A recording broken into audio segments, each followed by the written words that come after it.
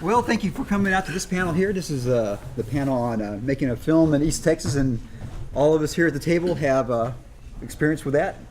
And so, kind of like with the other panel, we'll kind of start off, kind of go down the line and kind of introduce ourselves, and then we'll get started.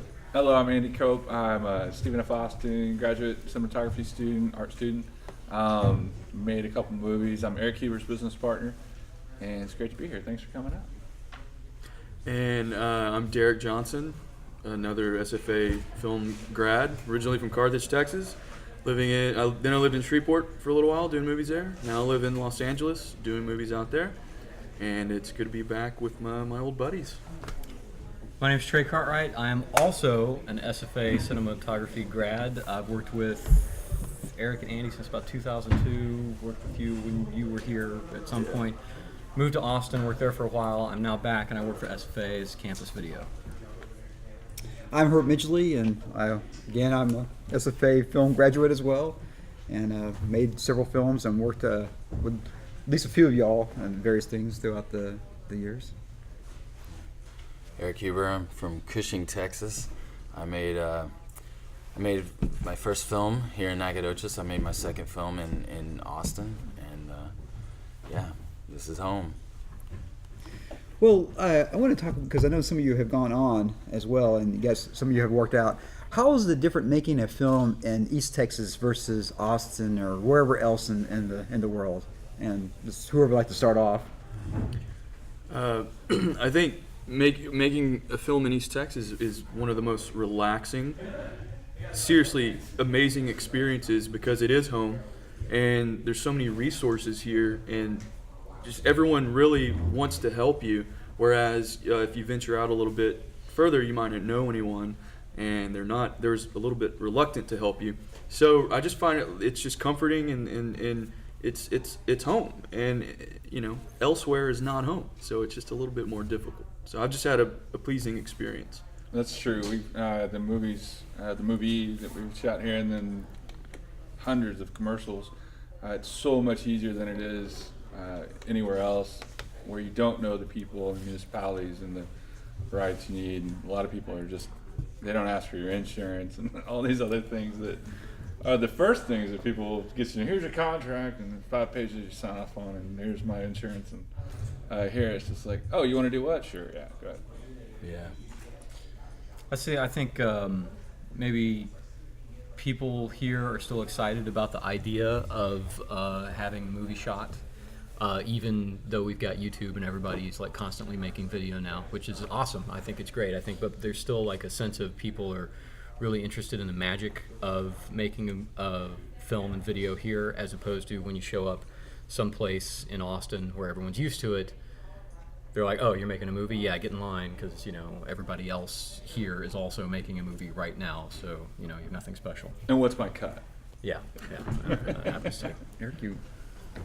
I mean, if you want to make movies, it's incredibly tough labor of love, and the best movies are the movies made about things you know. If you're from here, if this is your home, if this is the people you know, and they're made with the people you know, because it takes personnel, it takes manpower, it takes hours and hours of resources and other people's time and other people's property, and you need to do it where you have access to that, where you have a community of people who will support you, and if that's here, then this is. I had a friend, because I had a friend in Austin who had that. He had a little company, he had a whole tribe of people that helped him, but he wanted to go off to New York. He was going to be a filmmaker, and I was like, dude, if you go off to New York, you're never going to make a movie. He went off. He came back 2 years later. What'd you do? He said, man, I just got in debt, never made a movie, didn't do anything. Should have stayed here, So it's it's tough. Well, I'll say on that real quick, because I do live in California now, but because of the movie I'm making, I have to make it there, but that I'm working on now. But on that note, I plan to shoot as many movies here at home, even though I live out there, which your buddy, so no matter where you live, you always come back home to shoot your movies, is what I'm saying. Yeah. So absolutely. Well, I definitely would say here, not that I have a lot of experience. I've been on as extra in a couple of multi-million-dollar films, and so I would see how that see some of the differences with that. But the people here are so friendly, and people. I remember one film we were working on, they were thanking us for using their location and even offered to make us food. I'm guessing other places that's not going to happen, and people are happy to work with you with locations, give their time, their property to help you make a film. And it is like you're saying, because you're not like in LA where everybody's making films. Here, it's something special and unique. And also, I want to say, being in East Texas, is that people just are generally more friendly in East Texas. I mean, people want to help people. People like people here. We say howdy and hi to people, and we're friendly here. And I think that helps out tremendously. One other thing as well is that in Nacogdoches alone, there's so many different locations we have.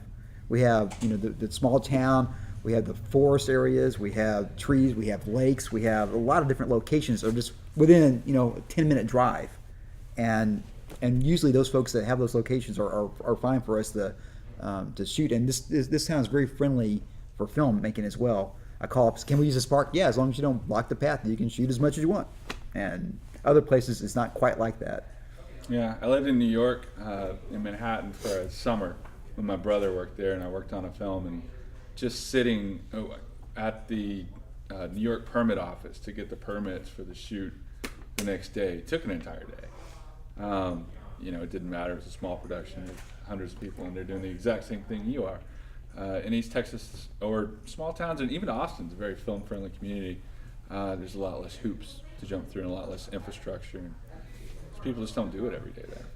And one thing that Eric said a minute ago about what you know, I think a great example, or doing what you know, being comfortable with that. It wasn't a Texas film, but I'll use it as an example. Sling Blade is a wonderful example of a filmmaker who went home, literally, and used all of his resources at home in Arkansas and made a brilliant movie. So that can be done here in East Texas, and I hope it will be done, something of that caliber.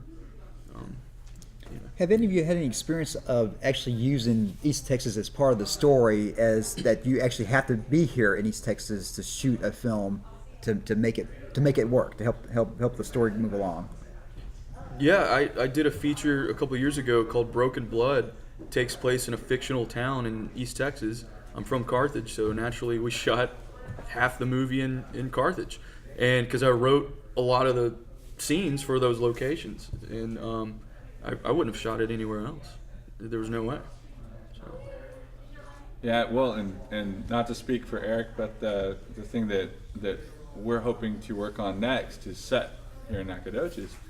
And one of the things that we're projecting as a problem is the fact that we would like to shoot it here. But the money and the producers and the people that come on board, the talent, they may not want to do that for a lot of different reasons. So that's kind of one of the things that we lament, is that there aren't the credits and the infrastructure and the different things that a lot of producers prefer, where we would just prefer to do it here and be very comfortable in the setting and essentially shoot it where it was envisioned and where Eric, the setting Eric wrote it for. Yeah. Well, when I made the Rise of the Robots, I wanted to show the beauty of East Texas, show the trees, show these big, and I love wide shots, and just in general anyways. And that's one thing that we have here is a lot of natural beauty here. And I really kind of wrote that into the script, making sure that, hey, I wanted to show these big open scenes here. And just as beautiful as New York is, I think East Texas is equally beautiful in its own ways as well. You can't beat nature. I mean, it's just, it photographs so well, and that's, I mean, like, show it off. Show off East Texas. It's beautiful out here. What I like about here, I like character. I moved to Austin and I miss East Texas because everybody in East Texas is too cool. They've got all their moves rehearsed. Everybody in Austin. Everybody knows. People here are. I mean, if you're looking for character, you've got real characters here. People who are genuine. They're authentic. And that's what I think a lot of people want in film, and they really want to relate to characters. They really want to relate to people that, they don't have to, some people that they identify with, people that are always also entertained by, But whenever I finished my first film, they asked me, when they interviewed me for The Statesman, whether I was going to move to New York or LA. And the question caught me off guard because I'm like, I'm from Texas, you know, and you know I write movies about Texans. I want to make movies in Texas. I'm not going anywhere. You know, I've spent years and years writing scripts here in East Texas, and so you know I've thought a lot about that since, you know, and it's, you know, I really feel like there's a lot of poetry. There's a uniqueness here that I don't think has been really exported in a way that really captures its real charm and its real depth and its real humanity. I mean, you know, you know, when I was here in East Texas, I felt stuck. You know, when I was younger, I felt trapped, and I'm like, and now that I'm a little bit outside, I'm just wanting to come back, and I'm like, you know, all the things that I just, you know, you just don't recognize it, you know, when you haven't experienced anything else. But you're no different than anyone else.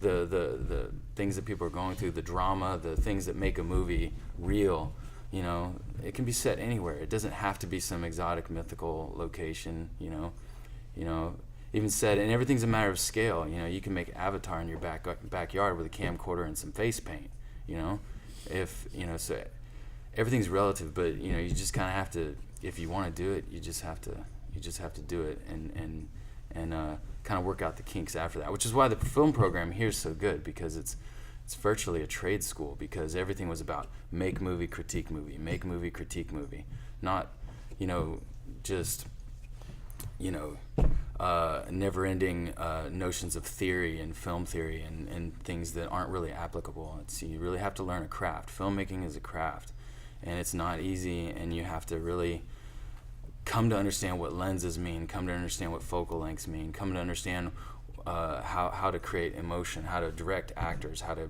pull, you know, performances out of them. You know, it's not an easy craft.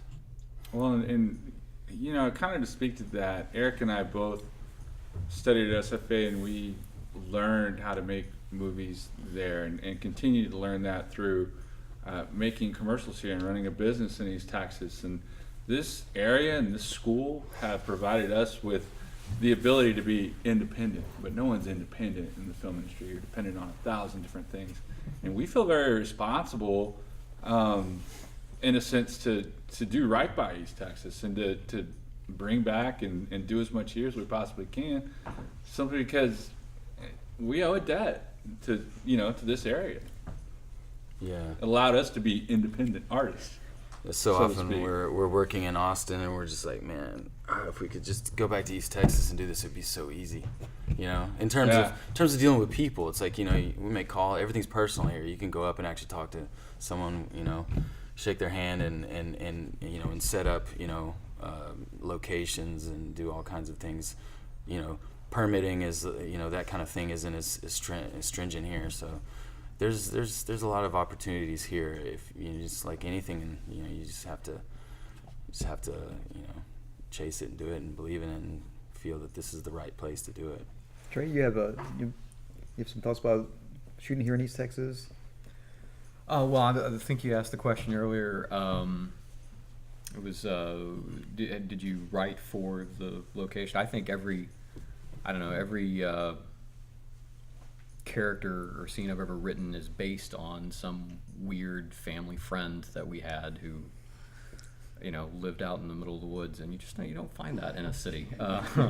So yeah, I think a lot of all the movies I've ever made are very very much East Texas movies, and it was a pleasure and a privilege to be able to shoot them in East Texas and actually get the actual people. I mean, if you can get somebody who is actually the character you've written, it's so much easier to just get them than try and find someone and get them to act for free, essentially. You know, you make them a sandwich. You make them a sandwich, and they'll show up and they'll be themselves, and it'll be a wonderful movie. And you know, it's great. I love that about this place. I know I listen to a lot of podcasts from television shows and the director's commentary, and they're talking about Breaking Bad, that Albuquerque becomes a character for Breaking Bad. And I think in a lot of ways, some of the areas here in East Texas are similar. It becomes this flavor, this part of that you're just not going to get anywhere else as well. I think a great example of that is, again, talking about my hometown of Carthage, is Bernie. I mean, I'm sure most of you have seen Bernie. It's like, my fellow Carthaginians are like, we're not really like that. And I'm like, yes, you are like that. That's Carthage. That's East Texas. And most of those were real people that were, their lines were scripted, but they were real people. Those, a lot of the people in the sort of the commenters that were doing the interviews in Bernie all have their headshots and phone numbers up on the wall at the film house for local, the cinematography students that can call them up and see if they'll do a show for them or something. So a lot of them are just happy to get on camera. It's actually really cool. How about this is a question? How about shooting Nacogdoches or East Texas for somewhere else? How's that work out? Have you all done that before? Bastrop had pine trees before they all burned down. We talk about it a lot, but I mean, you don't cheat spirit. You don't cheat the feeling of a place. I mean, you can substitute a look, but it's not the same. It's also hard to make Nacogdoches look like other places. You can do it with really selective cropping, but I mean, downtown Main Street's never going to be New York City, unfortunately. It could be a really good, 19th century New York City, maybe. If you get the right street lamp and the right corner and the right alley in the shot, you can make that work. Sort of a Jack the Ripper era mystery, maybe. Yeah. Well, and most people would never know. Yeah. But we know. Yeah. You know. But yeah, if you want skylines, you want like if you're shooting a Caribbean murder mystery on a cruise ship, that's going to be really hard to do here. You really have to bring the script to this area, and I think that goes back to what Eric said about writing what you know and making what you know. Well, it's funny you said that, because one of your films from 10 years ago, you actually had to get a beach shot while Bill was on vacation. We had the guy who was one of the members of the crew. He wasn't on vacation. Oh, he was working. He was working. We had the scene, and what we were going to do, it was just a single shot of someone on a phone, but they had a gorgeous beach in the background, and it was like, well, if we can't do anything else, we'll go down to Galveston and get the shot really quick. And he just happened to be working in Aruba the month before he came up here to work on it, and he said, do you care what the person looks like? I'm like, no, as long as I can do the lines, just have them in front of the beach. So he did, and so that was probably, It worked out for Yeah. your East Texas movie. You got your shot. It did. I got the shot. How about working with like low budgets here in East Texas? I know probably when you all started, obviously you had very little budgets, if any budgets at all. And how were you able to maximize that or make that work on film? Well, I noticed it was so great to go around town, and I look at my bill of, say, my drinks or my dinner, and it's like 3 times cheaper than anywhere else. I'm like, oh yeah. And it's the same thing with a film budget. You could just shoot for so cheap. I shouldn't say cheap. Inexpensive is what I should say, because you don't need a lot of money to shoot in East Texas, because again of the connections, the favors, and fixing sandwiches for people to come work for you. So I mean, $100,000 movie could look like $1 million movie if it was done here, and it has been done. We've done it. So you don't need a lot of money to shoot in East Texas. Yeah. At the same time, I don't want to romanticize this too much, because movies take a lot of people's time. So, you've got to kind of pay a crew, or in what you might lack in experience, because in places where there's more experienced personnel, more professionals, you can pay them, and they they're going to be there. Their reputation's on the line. Here you might be working with friends and colleagues or people who are willing to come out and work for that. So you got to take we just in film, your film's only as good as your crew, so you have to take care of them. So if there's any way you can pay them, incentivize them, make sure they're incentivized adequately, that they will be there and that they will because there's nothing worse than people just saying, sorry man, I just couldn't make it, something came up, and they leave you hanging. And after you've collected talent, resources, everything to all just converge in this one time and place to make something happen, and then important elements fall out. So like I said, it's not easy. You really have to have people. But here, you can find. Hopefully, you can find people that will be willing, and because it takes days, so you might have to break up your schedule. You might have to say, okay, we can't do it all in one stretch like we do a film for a 30-day, blocked off period of time where we work every single day, 12-hour days, so people can't do that. They may have jobs or whatever else. So you'll have to fracture your scheduling and your production to make it done, to get it done within everybody's availability. It takes some dancing, but you could definitely do it much more inexpensively than you can anywhere else. Well, what time of year is optimal to shoot in East Texas? Spring or fall. Summer's dying hot. Not right now. Yeah. Yeah, I think we all shot It films depends. in the summer, right? It depends on your film. If you're making Winter's Bone, yeah, you don't want to shoot it in the spring. If you're trying to showcase natural beauty, you definitely want to shoot it in the spring. If your talent is only available in August, don't wait till October. Do it. Don't try to don't. The saying "perfect is the enemy of good" is too many people wait till everything's perfect. Yeah. When you have a chance to do it, do it. Unless something's obviously not right. But I mean, in film, if you have a chance to learn your craft and you have a chance to do it, and you have elements that will come together to do it, the experience is almost always worth it.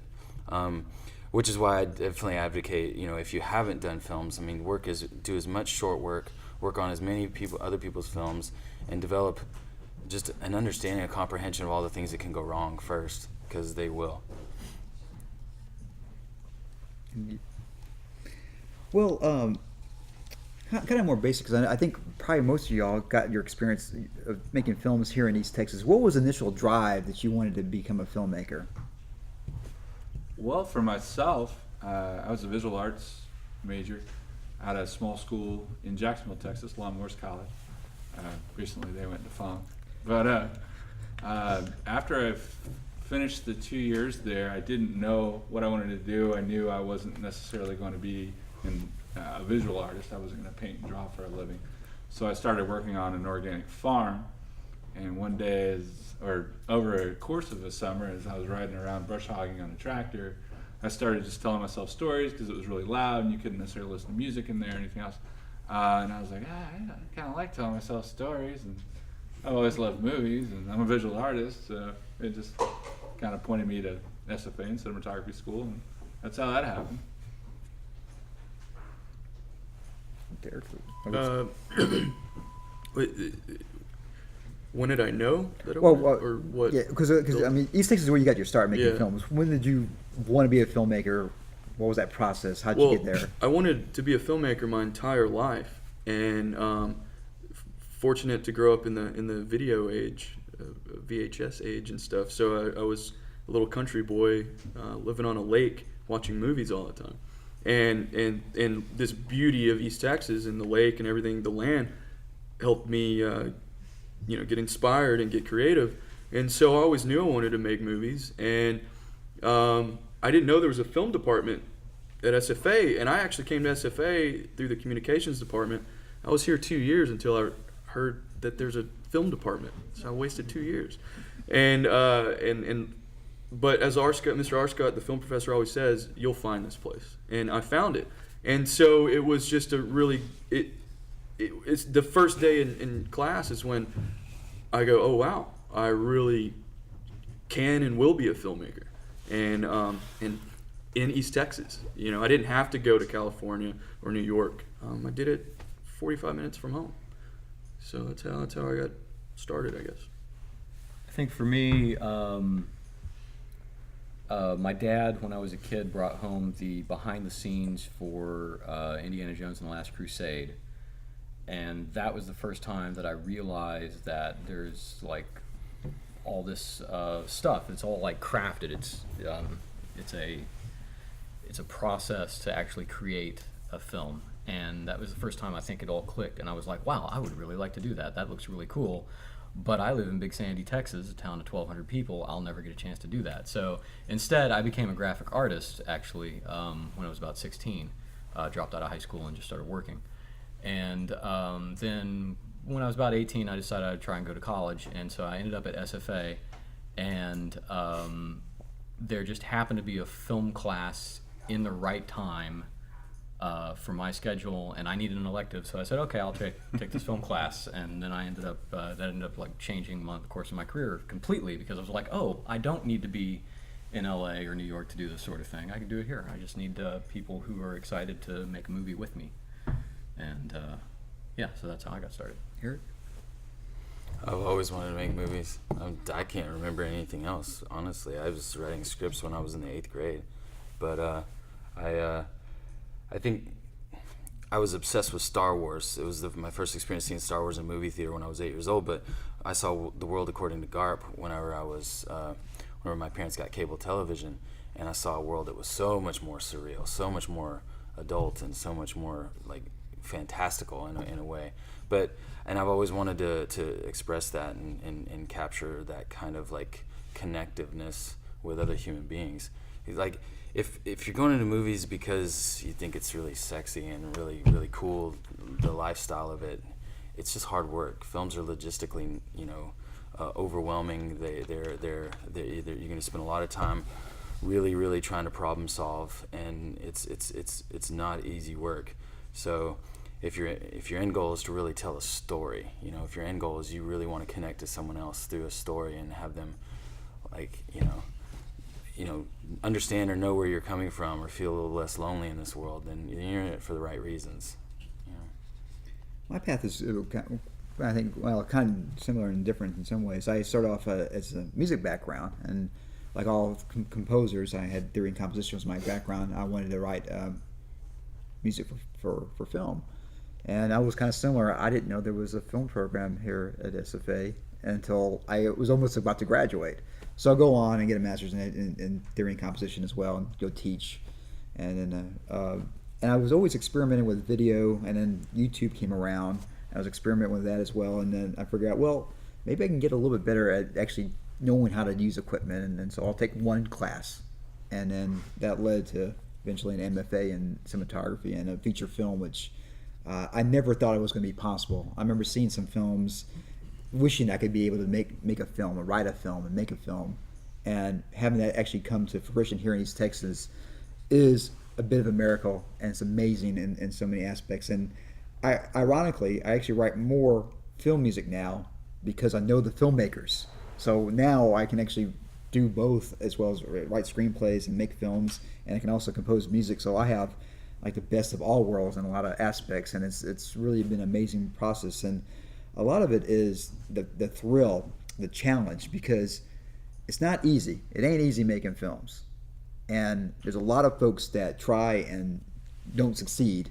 And it's really the ones that, everybody here has made a feature film. Everyone here has a product they can show, good or bad. For good or bad, there's a product that can be shown. And that drive and that tenacity is something that's amazing. And that challenge gets me up every day and seeing, what can I do next? What can I do? And I do it. I really come from the point of it as an art, as a challenge for yourself, and hopefully other folks enjoy it as well. And if they don't, maybe they'll like the next film I put out. Well, and to say something about the choice to come to SFA, the reason I chose SFA is because at SFA you learn by doing, and I'm not very bright. I don't like to study theory and read books about stuff and go to UT and spend 3 years in theory, and maybe I may not ever make a film, but I know how other people do it. I have to actually do it in order to learn. So that's why I chose SFA over other programs in Texas. I looked around, and this was the place where the third day of class, they handed us a film camera and a roll of film and said, go make a movie. It's going to be terrible. It's going to be horrible. On that note, that's really great training that we had, was when we were just told that, you suck. Your movie sucks. Fix it. That's the best Well, this is why it sucks, but yeah. Yeah, this is why it sucks. This is what you can do better. And by the way, once again, it sucks. Well, it's gonna suck. It does suck, and then again. And it's just wonderful training to have, because once you get out in the industry, yeah, if you didn't have that, then you're a lost puppy. Well, there's so many. Yeah. Oh, yes. Oh, did you? Oh, no. How about finding talent in East Texas? Do you bring folks from out of East Texas to come here? Do you use some locals? How do you get actors onto the big screen? Eric's got a great answer for that with Rainbow's End. I know. Well, my first film, because there's not a really deep talent pool of actors here. People aren't staying here because they want to be actors. They're moving to metro areas where they have more opportunities. So, my first film, I based it around local characters, and provided a framework for that to work. But I thoroughly believe, even in Austin, I believe in bringing actors in from LA, and they're actors. They can play characters. That's the real talented actors. You'd be amazed at what they could do. But I'm not advocating that's your only way. Vet your actors. You can find actors can be great actors local. There can be great actors in Houston, Dallas, LA. Greatest actors, in my opinion, come from Britain and New Zealand, and Australia. They're just classically trained. They didn't come from modeling like what we have in where our industry's going, where you're pretty, you can be an actor. They're trained. It's a craft. But I think, if you're gonna make films here, don't be intimidated to bring in talent from Houston, Austin, or Dallas. Contact casting directors, and they will help. They will work with you. They will provide you with headshots. They'll provide you with demo reels and Hold auditions. Yeah, you can hold auditions, but just vet your actors, because as a director, the toughest thing about filmmaking is really not interacting and working with the crew. At least for me, it's when an actor's, because you have a movie in your head and you see it in your head, and an actor starts doing something and it is left field. It doesn't have anything to do. Getting them to what's in your head is a psychological chess match, and it's a very difficult thing. But when you hire an actor who's brilliant, an actor who's really talented, all of a sudden they do something and you're just like, whoa, that's cool. That's better than what I even imagined. That's what they do. That's why the good ones are so sought after. But I think that there's a lot of different ways you can go with that. But I think you should audition and get to know and vet your actors, and create a real rapport with them, a personal rapport. Anybody? That was pretty good. For my experience, because I had such a limited budget, I just would cast and cast and cast. And one of the things that initially young film students do, they just take the first person. Okay, they can talk. Well, let's cast them. Now I'm done. And I've learned by working on films. Well, don't take the first person. Keep on trying to see what the pull is. There's a rush, but there's not a rush. Make sure you get the right person for the part. And for the Rise of Robots, I casted, and finally, and it was for 4 people. This was just 4 people, and just cast and cast, beg people, come out and audition. And I was finally able, at the end, probably about 2 weeks before shooting, we finally had it locked with the talent on board. And it was this again, because my situation is a little bit different, is having no budget at all.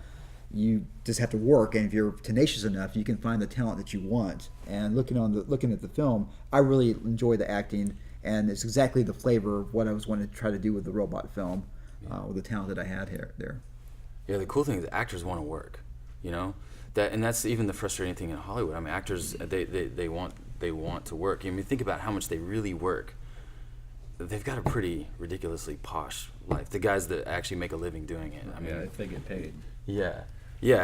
But I mean, they want to work. So you can get actors to drive in from the metro areas to East Texas, and many of them probably be quite happy to do it.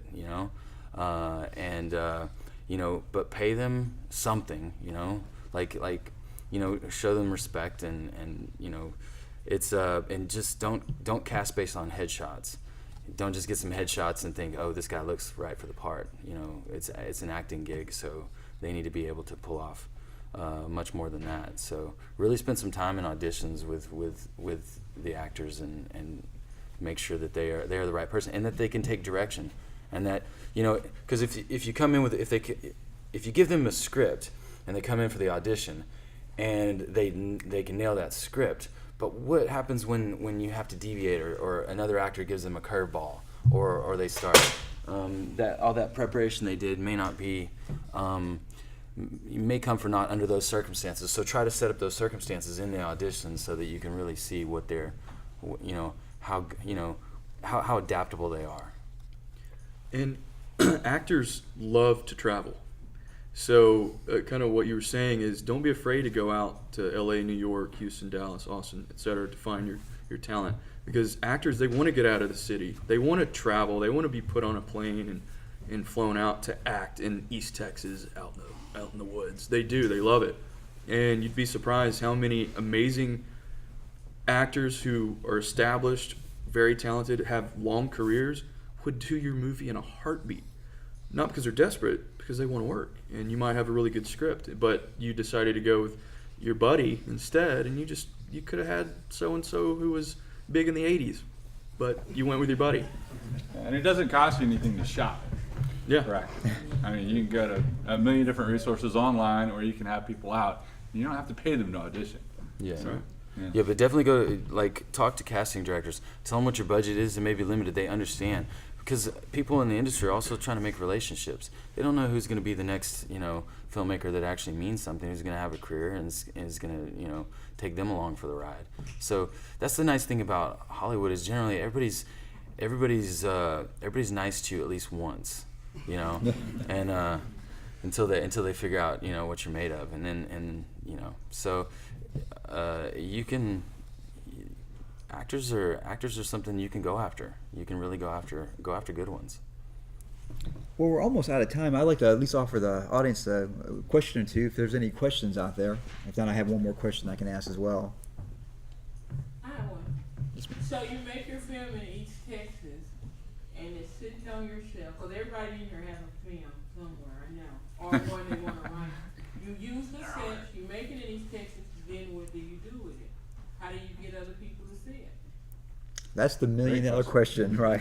Well, do you want to get paid to get other people to see it, or do you just want to get other people to see it? Just want to get other people to see it. Put it on the internet. YouTube, Vimeo. Yeah. Now you're not going to get paid for that.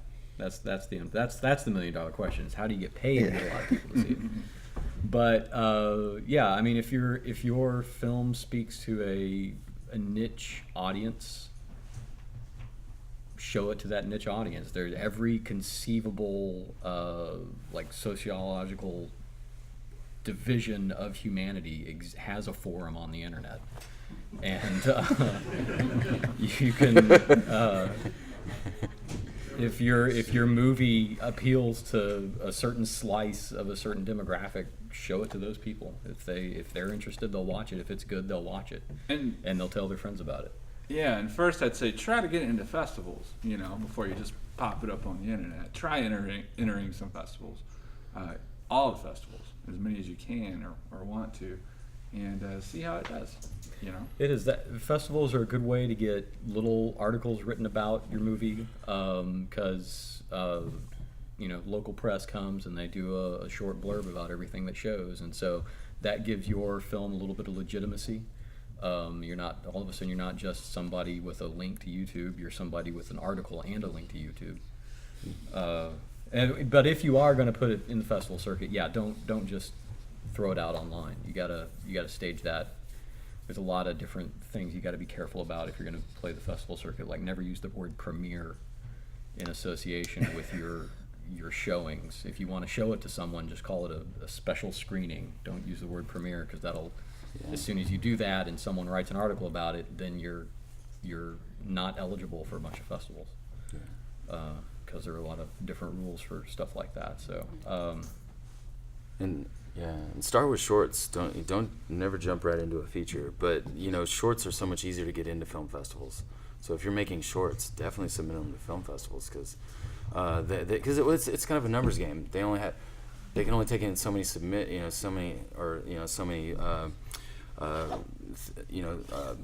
things that they can program. So they can program a lot more shorts than they can full length features. So I just actually experienced that.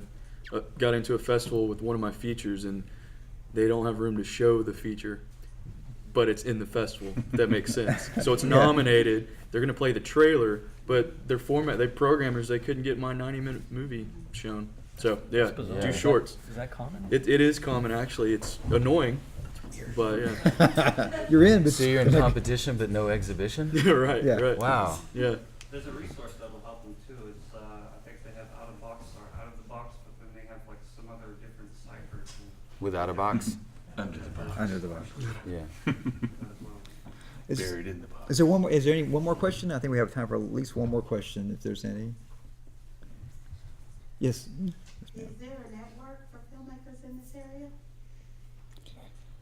There's the East Texas Full Moon Society. Well, I would say we kind of all know each other. If you start working together, you kind of know what. Well, there's what's the name of? There's a local Nacogdoches group. East Texas Full Moon. Film theory. The Was full, Full Moon there's Film Film Theory. Society. There was Full Moon Society. There's Yeah. and then there's all the people that are affiliated with the SFA cinema. There's all the people affiliated with the SFA cinematography.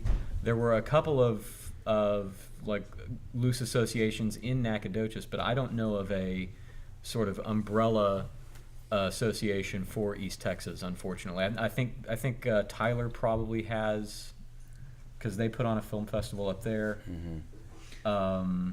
But that's a good question, and Herbert might Yeah. be interested in at least like talking to people about forming something like that. Yeah, That's, Herb, that's outside why of don't you Well, I form think that? the good thing about this film festival is helping out with that as well. It's obviously getting people here in town that make films, like films, want to be part of films, and you guys probably all experience this, right? Once you work with somebody, you know if you're going to work with them again, and everybody knows somebody that knows somebody, so they could ask you about so and so and so and so. So keep good relationships with everyone and work hard. Be nice. Be nice. You're not Scorsese. You're not Orson Welles. You're you, and that's okay. Be nice. Yeah. Well, thank you all for coming out. We have another panel at 3:30, and thank you all for coming out, and thank you all for being a part of this panel. That's fantastic. Thank you all so much. This was very, very, very fun.